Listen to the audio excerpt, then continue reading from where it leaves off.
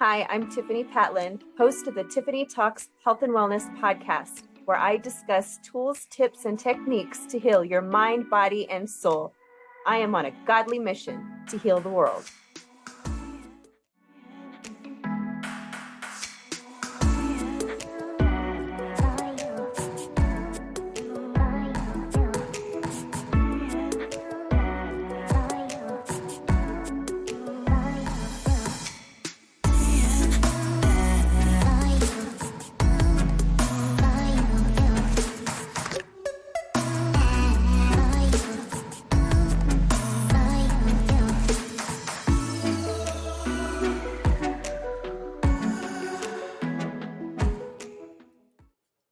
Today on this episode, I will be talking about cutting, or it's also known as self-mutilation.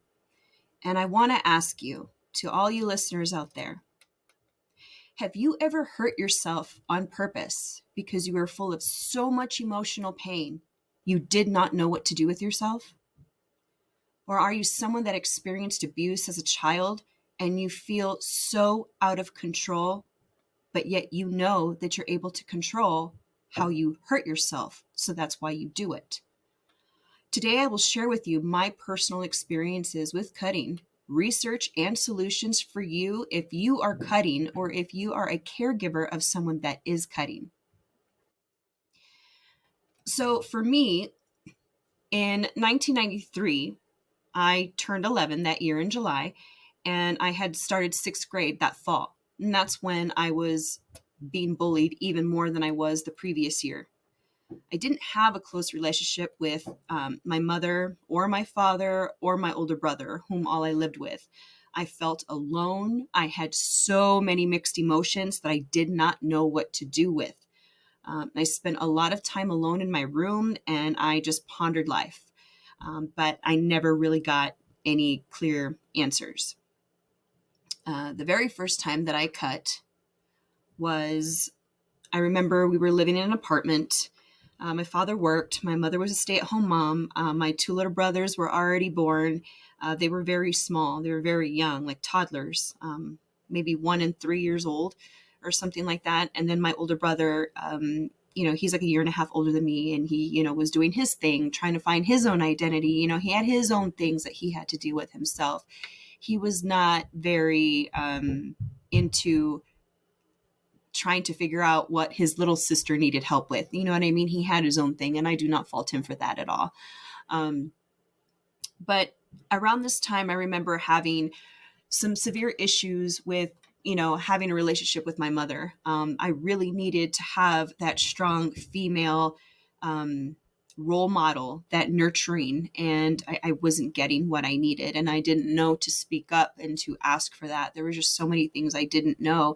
I was just almost, it seemed like floating through the wind, just experiencing things, not knowing things. And I remember we got into an argument, my mother and I don't even remember what it was about. She kicked me out of the apartment. I was barefoot. I was wearing a sleeveless jersey. I think that I had worn to bed as pajamas. So I was not presentable to be outside. I was embarrassed. But right outside to the right, there was a wall. And on the other side of that wall was a big deserted area. And so that's what I did. I went to go hop that wall and sit around on the other side. And I just walked around in the desert barefoot. And I was so angry. I was full of so much anger. I remember that to this day. And I saw some broken beer bottles all along the ground that looked like people had been partying there, and they were just hanging out and left this trash there. So I don't know what compelled me to do this. I've never heard about cutting, never heard about self-mutilation. I didn't even know it was a thing. And I just picked up a piece of glass and I carved in my arm, "I hate mom." And looking back, I now realize that it wasn't that I hated my mom. It was that I was so severely upset that I wasn't getting what I needed from her. And again, I didn't even know what that really was. Looking back, it was attention, it was affection, it was understanding, it was nurturing.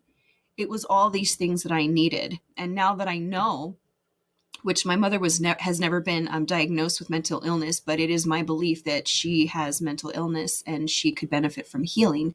But what I've come to learn is that when somebody is, suffering from symptoms of mental illness, we can't expect them to take care of us the right way or to provide what we need when they themselves don't know what they need. And that has helped me a lot, to have compassion towards my mother and to start that healing process, which includes forgiveness.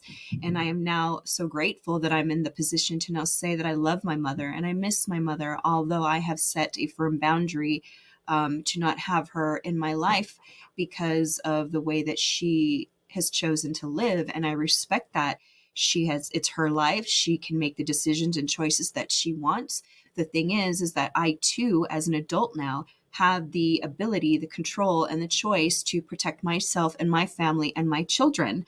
And I do not want them to be around somebody that chooses to live their life the way that they do, that I don't agree with, because it has an impact on my children. Children are very influential, so it's really important to be mindful of who your children are speaking to, who they are hearing from, who they are around, the music they listen to, what they're watching on TV. Like, all of this stuff matters. So that was the first time that I cut. And what I realized is that as I sat there watching the blood ooze from my arm, I felt a sense of relief, which I have now learned that those were endorphins. And I did not know this at the time. I just knew that I was angry, I cut myself, and I felt better. And so that became a thing. Every opportunity, it was like second nature. Anytime something happened or I get pissed off, I would grab something sharp, didn't matter what it is, and I would just cut. I'll try to show you to those that can see. I don't know if you can see that well, but I do have scars all over my arm. It's been a long time, so a lot of them have faded over the years. I even have a perfect circle right here where I literally put a cigarette out on my arm. I used to smoke cigarettes when I was younger. Why? No reason, just because other people were doing it. It was dumb.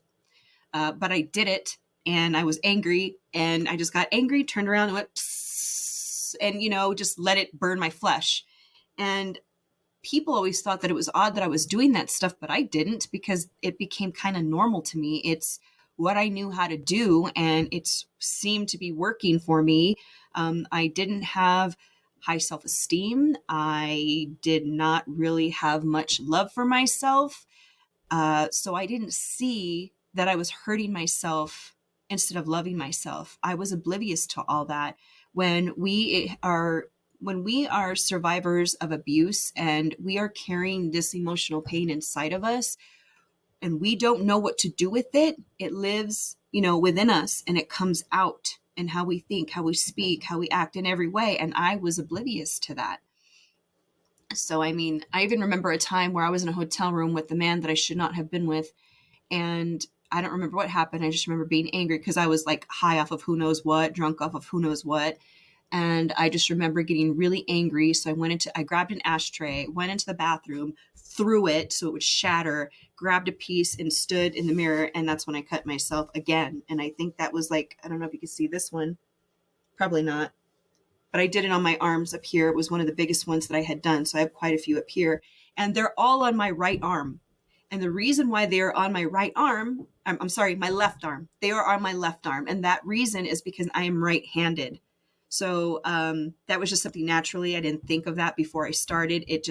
And I want to tell you this because if you have a child or someone that is cutting or could be cutting, if you notice that they are covering up one arm, which is something I used to do, I had one of those, I don't know what you call them, like a gauze wrap, a reusable gauze wrap. And I used to always cover my left arm. And one of the teachers that I was in school with in 8th grade, I remember she noticed it and she made a comment about it. And I just shrugged it off. I was like, oh yeah, I just got hurt, cut myself. But she didn't, I could tell by the look in her face, she was skeptical, but she left it alone after that. I don't know if she called my mom. I don't know if she did anything else, but I find myself thinking sometimes, looking back, like if she were to have just pushed forward, if she were to have just maybe took me aside and asked me some questions, if she were to have just asked me to unwrap my arm, the gauze from my arm, if she were to have just tried a little harder, maybe I would have been saved. But I've learned that thinking that way is not helpful. It's not. It doesn't make me feel good thinking about, oh, I would have, could have, should have. That doesn't work. So when I find myself doing that, I snap out of it. I say, I change it. I cancel that. And then I change it into, because I do believe that God has a plan for me and my life. And I believe that everything that I went through was for a purpose. I have chosen to live my entire life using my past pain for a purpose. And that's what I'm doing right here, right now, is I am sharing with all of you, with the entire world, about what I did, about how I used to cut myself, who, what, when, where, how, and why. Because I want everyone out there to know that this is something that happens way too often. And we need to be more mindful of the clues and what to look for, because we need to save our children. Yeah. And I do want to get into some research, because I found a lot of important information that I really want to share with everyone. Some of it was even new to me that I wasn't even unaware of. People cut as a coping mechanism. According to Cornell University's Self-Injury and Recovery Research and Resources, self-harm can be a way for a person to feel something when experiencing numbness, or to distract themselves from depression or anxiety. Some people cut to create a wound that can symbolize their emotional pain, while others use cutting as a way to avoid telling loved ones about their feelings. The Journal of the American Board of Family Medicine estimates that 1% to 4% of adults and approximately 15% of teens in the United States engage in self-harm. College students appear to be the group at the greatest risk, with rates ranging from 17 to 35%. But self-harm isn't limited to a group, gender, or age. Psychologist Dr. Sin, PhD and owner of NYC Family Therapy, says children as young as 9 and 10, teens, college students, and even adults in their 40s and 50s cut themselves. Self-injury can mirror substance addiction, because it's a form of self-medication that someone may crave and may have trouble stopping. People who cut often describe a specific type of high, relief, connectedness, or sense of calm. Dr. Sin also explains that endorphins energize us so we can take actions to avoid the hurt and discomfort. This impacts not just the physical pain we experience, but also the emotional pain. And that, makes sense as to what I was telling you prior with my own personal experience. I knew that I felt good after doing it. And now we know that that was because of the endorphins. An NPR article reports that cutting dates back to ancient Greece as a coping mechanism. I did not know that. So that was very interesting, and I wanted to share that with you guys. Research also agrees that rates of NSSI have increased over the last decade and a half, but studies on the topic are somewhat new and rates are hard to assess. So that's some information for you about cutting. It's a coping mechanism. And I want to be honest with you here. I have a thing when it comes to coping. And the reason why is because I have a passion to heal the world. I want to help people that have been abused like I have. I want to help people that don't know the things that I had to learn the hard way. I've done the hard work, and I want to share that with you so you can realize how precious you are, so you can realize that you do not deserve to carry the pain from someone else's wrong choices that hurt you. I really want to help everyone out there just understand that you have power inside of you, whether you realize it or see it or not. You have power inside of you to rise above this. This is coping. Cutting is coping, and it's not getting to the root of the problem. It's just you're not even really treating symptoms. If anything, you're causing additional harm because you're hurting yourself. Because I have this strong passion to heal the world, I choose to promote healing, true healing, so you never have to experience things like this again. And that doesn't mean that we won't experience future life events, because we will. That's what life is a series of events. But when you understand your power and you understand that you have the ability to heal yourself mentally, physically, and spiritually, when things happen, you are better equipped to handle these events as they come into your life. Now I want to talk to you about solutions. I myself encourage my clients to not treat the symptoms, but rather identify the root cause of these symptoms that, are causing you to want to cut yourself. Some may already know what is plaguing them, while others may be completely oblivious, and that's okay. I know that sometimes abuse will happen and your mind will react in a defense mechanism way where it'll block it out. But I've noted the people that I've come across, I've noticed that they sense it. They know it's there, but they don't know what it consists of. They have an idea. So that could very well be a root cause to some of the symptoms that you're experiencing. There is also a way to discover events of your past that could benefit from healing, and that may be tied to the reason why you cut or harm yourself.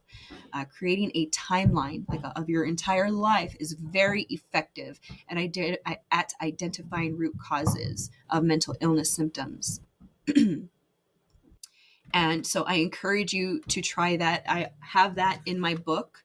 If you want to know more about this timeline, by all means, send me a message. I will have links and everything, in the description, in the comments, all that good stuff, because I want to make myself available to you. I want to make myself available to caregivers that have children that are cutting themselves. I've been there, and I just want nothing more than to help you realize how precious you are, how special you are. Even though you might not feel that way, it's a lie. That feeling, those thoughts that you have are lies of negativity that are not true.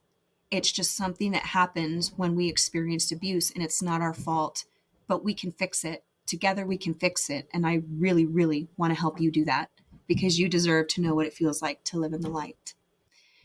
And as we come to the end of this show, I want to thank everyone for listening and watching today's episode.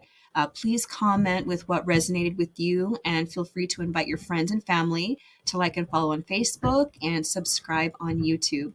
You can also listen on all major podcast platforms, and I appreciate all of your reviews, so thank you so much for that.